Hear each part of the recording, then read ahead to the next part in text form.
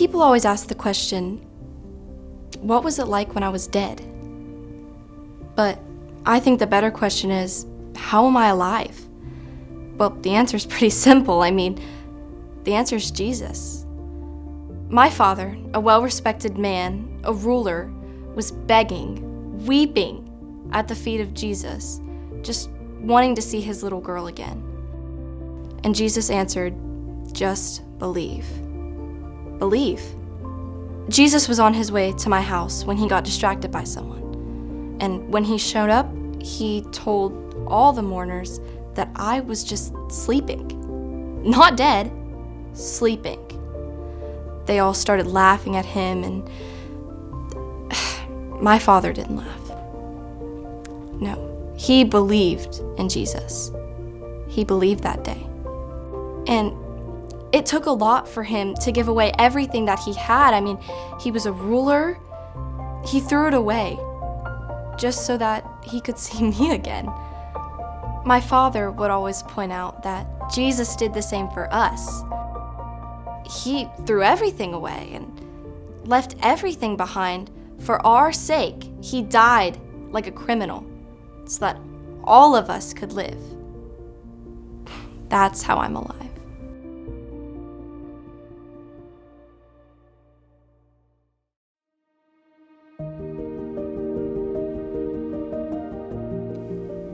Being a leper is a life of despair that most will never realize.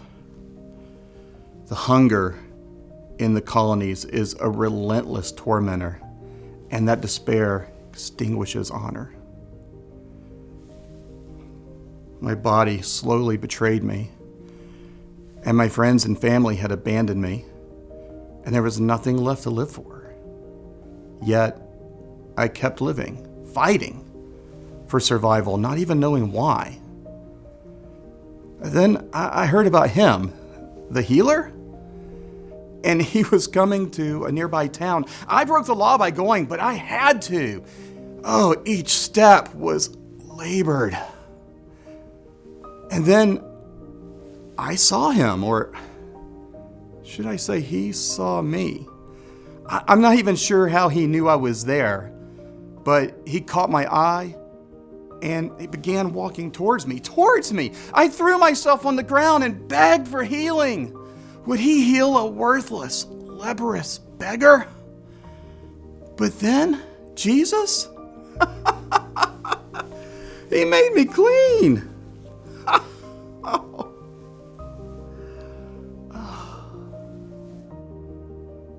Later, I was there to watch when Jesus was hanging on a Roman cross, dying instead of me. And when I then looked into his eyes, I didn't understand it. In his eyes was a love that made me clean. It took what I was and went to a cross and submitted to death instead of me.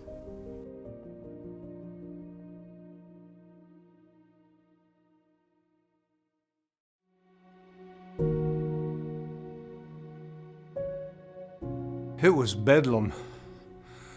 The word of a woman who had sinned spread like wildfire.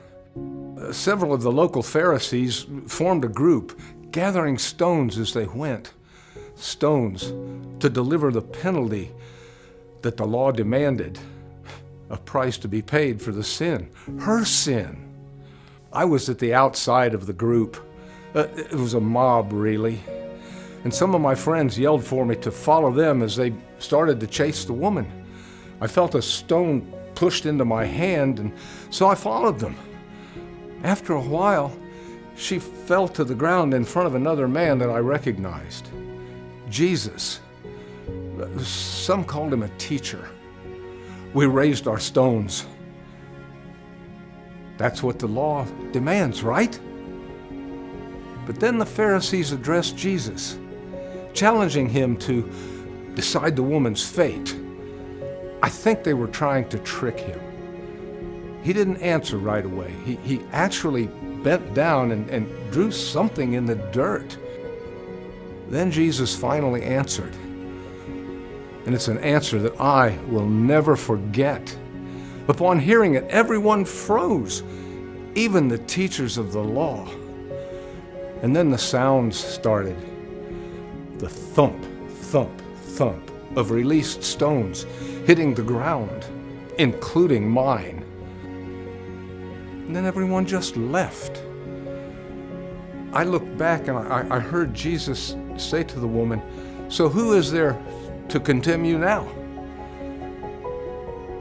And then he said, "Then neither shall I condemn you. Go and sin no more." I realized that my stone was not one of justice. It was one of regret. It bore the weight of my sin. Sin always hidden, never acknowledged.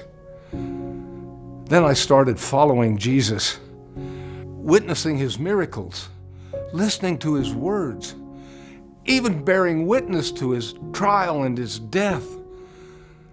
I heard the words of forgiveness and redemption even then, from the cross.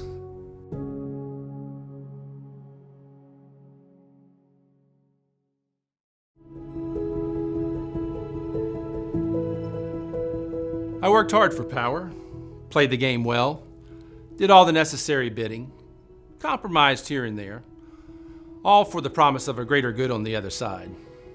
I earned my power. Jesus didn't seem to agree with me. The day he stood before me, I actually felt pity for him at first glance. He was quiet, unassuming, unsettling to be around. He challenged my power, in private I might add, in a way that no one ever had before, especially someone whose life hung in my hands. He looked me right in the face and said, "You wouldn't have any authority over me if it hadn't been given to you from above." The crowd charged him with a laundry list of crimes. I demanded to know if the charges were true. The guards made fun of him. And yet there he stood, the whole world against him. And he didn't feel the need to answer any of us. And that's when I knew. This was the reason. This was why they were willing to turn the whole city upside down. I saw the blood pool at his feet. His eye was swollen shut. His lip was split right here. I don't call myself a believer, but there's one thing I know to be true. There's not enough water in the world to wash my hands clean of this.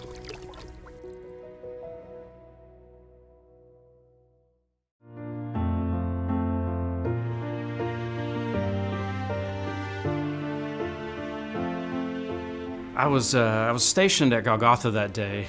We had just raised the second criminal by the time that they had brought him to me. I'll never forget the way that he looked. He had been beaten, spit on, whipped. He was unrecognizable as a man. He was hideous.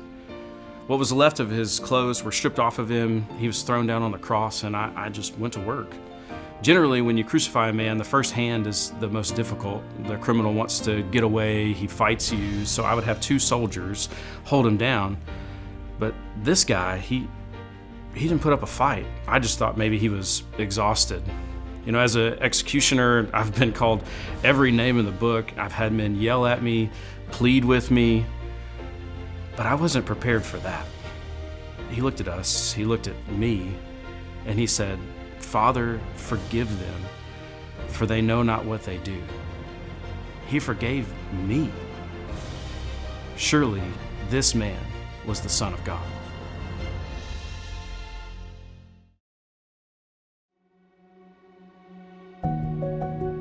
Much of what I did on this earth involved an attempt to be significant somehow, make a name for myself, even if people cursed it along the way. At least they were saying it. You could take one look at me and know. Maybe it was the look in my eye, maybe the way I dressed. I never knew for sure, but it happened even when I was a kid. People whispered about me, some even said it out loud, "Here comes trouble."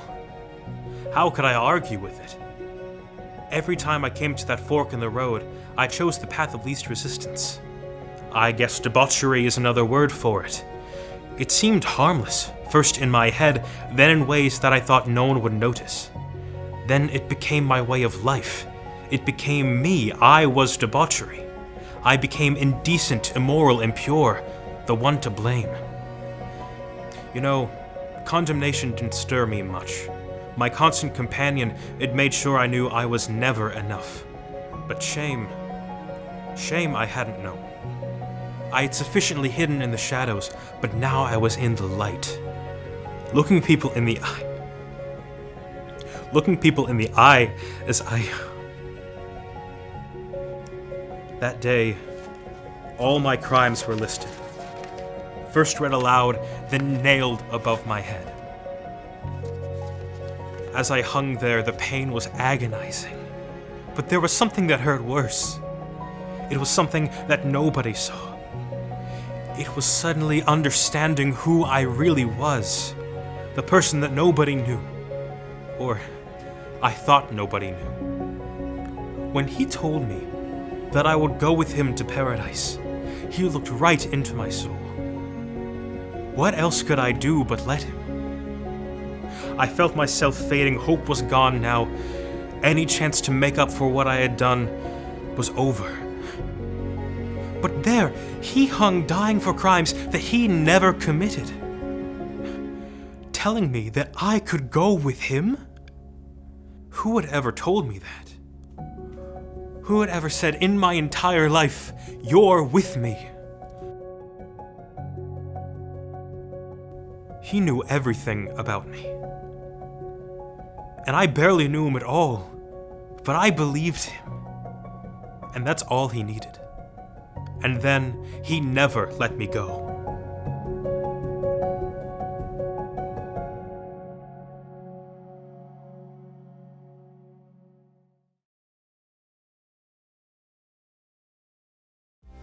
Thank you for watching this video on First Redeemer's YouTube channel. If you enjoyed it, click like below and leave us a comment. And if you'd like more content like this, click subscribe and turn on your notifications. Thanks again for watching.